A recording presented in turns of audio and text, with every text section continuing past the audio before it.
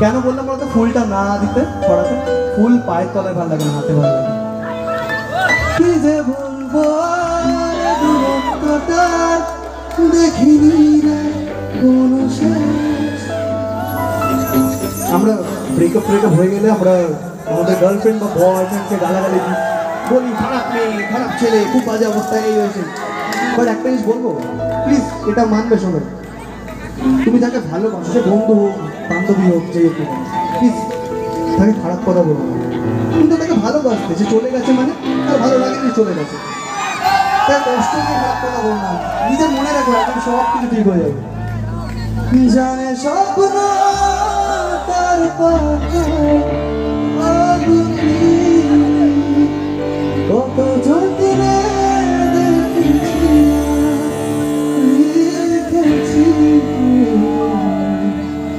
যা চলে তুই